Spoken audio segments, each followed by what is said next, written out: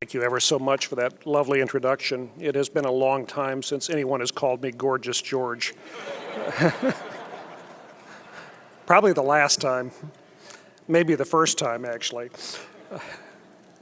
Ladies and gentlemen, colleagues and friends, it's with true pleasure, and I must say no little astonishment, that I stand here tonight on the same stage with luminaries such as Phil Sharp, Dennis Slayman, and Gary Jobson, each of whom I admire for their many contributions to science and society. My career has been one of more modest accomplishments, one dominated by the organization of clinical and translational researchers to help solve the cancer problem. Now, if I were asked what's been the most important discovery in the cancer field in the last 50 years, my very parochial answer would be the randomized controlled trial, the mechanism by which physician scientists test hypotheses generated by great scientists such as Phil Sharp. During my professional career, the lives of millions of cancer patients have been affected by the use of trials to address important clinical questions. These trials collectively have revolutionized the use of surgery, radiation, chemotherapy, targeted therapy, and preventative medicine approaches.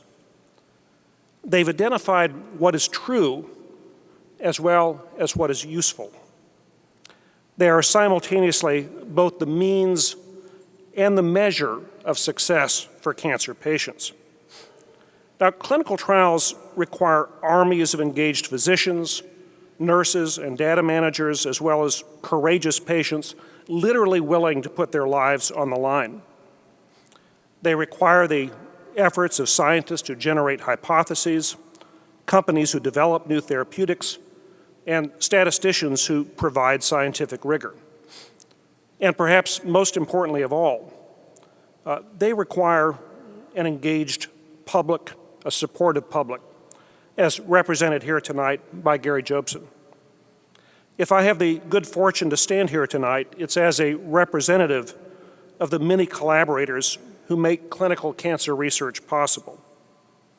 I'm also the son of a cancer patient who, before the disease claimed his life, contributed in his own personal way to cancer clinical trials.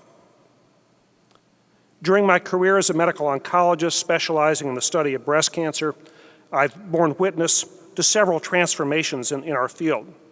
Cancer, in a very few decades, has progressed from therapy dominated by local control measures such as surgery and radiation to nonspecific and frequently toxic chemotherapies to an era of increasingly sophisticated targeted therapies.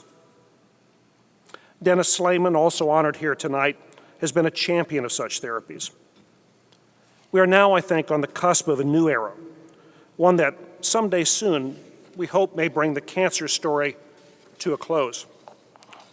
This will be an era dominated increasingly by big data and information technology, as increasingly sophisticated genomic technologies allow us to understand exactly why a cancer threatens a patient's life and how that cancer might be thwarted. This new era excites scientists and should hearten patients. But at the same time, the scientific apparatus that has made these advances possible is under direct threat as support for the next generation of cancer researchers and for the current generation of publicly funded clinical trials wanes in Washington. What we've accomplished should be cherished, but what our patients deserve is much more. They deserve our intelligence and our commitment. So thank you ever so much for this very great honor, but thank you even more for supporting young investigators through the Hope Fund.